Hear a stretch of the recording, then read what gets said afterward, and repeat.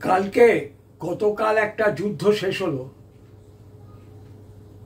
এবং সেই ভোটের পরে যেটা ছিল সপ্তম লাস্ট ইলেকশন, তারপরে যে এক্সিট পোল বিভিন্ন চ্যানেলে দেখানো হলো, আমি মূলত বাংলায় থাকতে চাই। বাংলায় যেটা দেখাচ্ছে যে ন্যূনতম বিজেপিকে 20 সিটটা দেখাচ্ছে, যে কোনো চ্যানেলই হোক ন্যূনতম 20, আর বেশি ম্যাক্সিমাম 27 দেখিয়েছে। একমাত্র TV9 ছাড়া, বাংলা ছাড়া, তারা 17 বিজেপিকে দেখিয়েছে, 24 দেখিয়েছে তৃণমূলকে। এছাড়া প্রত্যেকটা চ্যানেল, যতগুলো সেফোলজিস্ট গ্রুপ আছে, তারা প্রত্যেককে বিজেপিকে এগিয়ে রেখেছে 20 থেকে 27-এর মধ্যে। আমরা সবাই খুব উৎসাহিত, আমরা খুব আনন্দিত। একটা যুদ্ধ শেষ হলো এবং সেই যুদ্ধের যে এক্সিট পোল, সেই যুদ্ধের এক্সিট পোলে দেখা যাচ্ছে আমরা জিতছি। কিন্তু ঘটনা হচ্ছে যুদ্ধ কিন্তু শেষ হয়নি। আর এর পরের যে যুদ্ধ, অর্থাৎ কাউন্টিং নামক যে যুদ্ধ, সেই যুদ্ধটাই কিন্তু হচ্ছে নির্ণায়ক শক্তি। এই কাউন্টিংয়ের যে যুদ্ধ, এই যুদ্ধ কিন্তু এই 2024-এর এই যুদ্ধে কিন্তু হচ্ছে না। এই যুদ্ধ চলে আসছে, আমার দেখা, মানে আমার ব্যক্তিগত অভিজ্ঞতা দিয়ে বলছি, যে আমি 1971 সাল থেকে দেখে এসেছি। 1971 সালে আমি তখন ভারতের কমিউনিস্ট পার্টি করি, CPI, কাস্তে ধানের শীষ। নির্বাচনে তখন দমদম ছিল না, ব্যারাকপুর কেন্দ্রের নির্বাচনে দাঁড়িয়েছিলেন স্বনামধন্য রেণু চক্রবর্তী, আর CPI হয়ে দাঁড়িয়েছিল, CPI হয়ে দাঁড়িয়েছিল স্বনামধন্য পার্লামেন্টের শ্রেষ্ঠ পার্লামেন্টিয়ান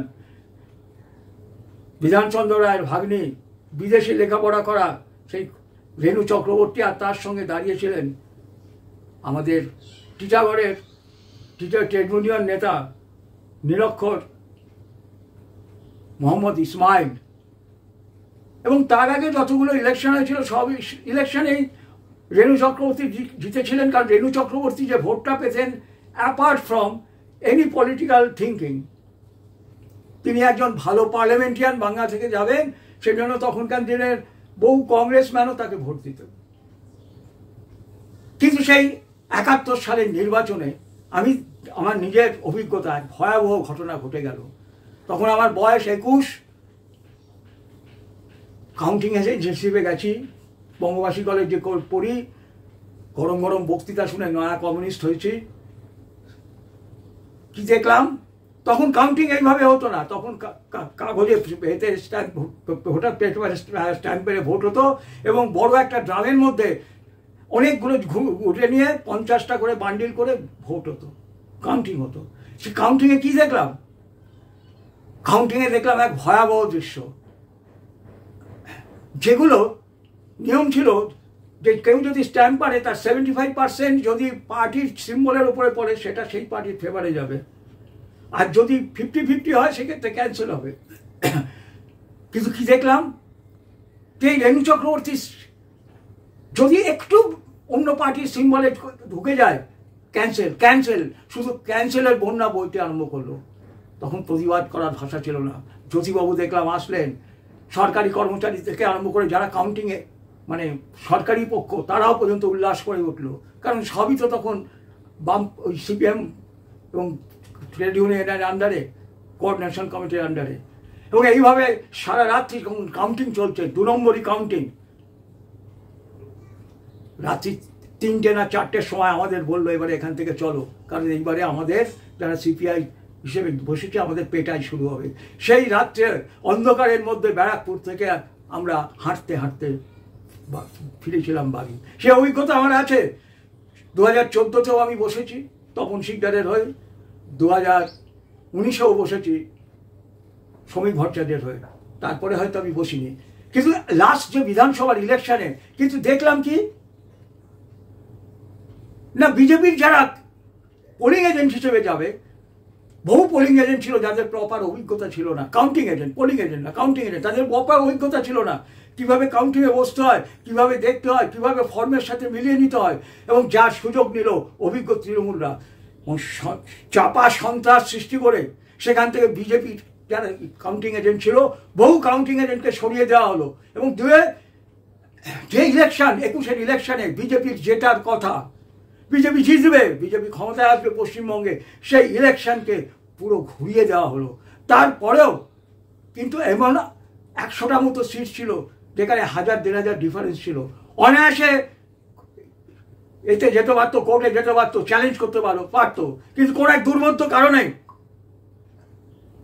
তখন দিলীপ ঘোষ ছিলেন পার্টির প্রেসিডেন্ট, কিন্তু কোনো এক কারণে বলা সত্ত্বেও বলেছিল যে এতে যাবে, কাউন্টিংয়ে যাওয়া হবে, এতে যাওয়া হবে, কোর্টে চ্যালেঞ্জ করা হবে। এবং সেটা নিয়ম আছে, অল্প যদি ডিফারেন্স হয় তাহলে কোর্টে চ্যালেঞ্জ হতে পারে, কিন্তু সেটা করা হলো না। শুভেন্দু অধিকারী প্রথম যখন খবরটা বেরিয়েছিল বলেছিল শুভেন্দু অধিকারী হেরে গেছে, ঠিক এই একই পদ্ধতিতে। আর তারপরে শুভেন্দু অধিকারী দাঁতে দাঁত দিয়ে চেপে সেইখানে নিজস্ব করিশ্মায় সেখানে আসল ফলটাকে প্রকাশ করতে পেরেছিল। এইবারের যে নির্বাচন আসছে, এইবারেও কিন্তু এই কাউন্টিংয়ে ভয়াবহ ঘটনা ঘটতে পারেন। আমি প্রত্যেক বিজেপির কাউন্টিং এজেন্টকে বলছি, বিজেপি পার্টিকে বলছি, এই পাকা গুটি কিন্তু কেচে যেতে পারে, এই পাকা গুটি কিন্তু কেচে যেতে পারে। তার জন্য কিন্তু তার জন্য কিন্তু প্রস্তুতি শুরু হয়ে গেছে। কারণ আমরা এই যে ইলেকশন দেখলাম, বাংলার ইলেকশন, এত জঘন্য ইলেকশন আমি কোনোদিন দেখিনি। পুরো ইলেকশন কমিশনার পারচেজ হয়ে গেল মদ মাগিয়ার মানিতে। ইলেকশন কমিশনার বাংলার মদ মাগি মানে মেয়ে মানুষ, আর মানিতে পারচেজ হয়ে গেল। সেন্ট্রাল ফোর্সের সারা বড় বড় অফিসার, তাদেরকে মদ মাগি আর মাংসতে পারচেজ করে দেওয়া হলো। এবং আগামী যে কাউন্টিং হবে সেইখানেও কিন্তু ওই মদ মাগি আর মানি কাজ করবে। প্রত্যেক বিজেপি লিডারদের বলছি, প্রত্যেক বিজেপির যারা কাউন্টিং এজেন্ট যারা যাচ্ছে তাদের বলছি, প্রত্যেকটা বক্স যখন খোলা হবে, যে পেপার থাকবে আপনার কাছে, সেই বক্সের এতে ফর্ম 17 না কত যেটা বলা হয়, ভুলে যাচ্ছি আমি এই মুহূর্তে, সেটার সঙ্গে মিলিয়ে নেবেন আপনারা এবং দাঁতে দাঁত দিয়ে ওখানে বসবেন। বসতে যায় না তৃণমূল কর্মীরা, ওখানে তারা পুরোটা জায়গা এমনভাবে দখল করে রাখে যে আপনি একটা কোণা থেকে আমার নিজের অভিজ্ঞতায় বলছি, কোনো রকম একটা কোণা থেকে আপনি দেখতে পাবেন।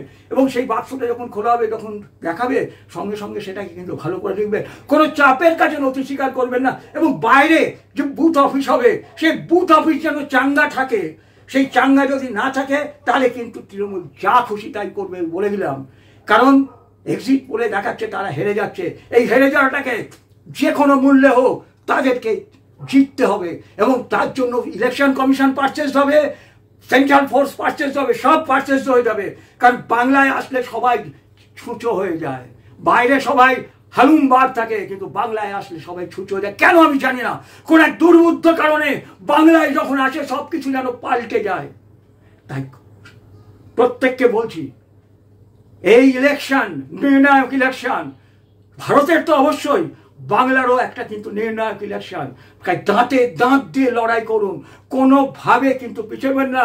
এবং নেতাদের বলছি, যাদের অভিজ্ঞতা আছে, কাউন্টিং এজেন্ট যারা বসবে তাদের একটু শিক্ষা দিয়ে, প্রপার শিক্ষা দিয়ে কিভাবে কাউন্টিং বসতে হয়, কিভাবে নোট করতে হয়, সেইগুলো একটু দয়া করে শিখান। ওই হুড়ুর করে নিয়ে গেলাম, কাউন্টিংয়ে বসিয়ে দিলাম, দয়া করে এই জিনিসটা করবেন না। তাহলে কিন্তু 21-এর মতো আবারও এই পাকা গুটি কেচে যাবে।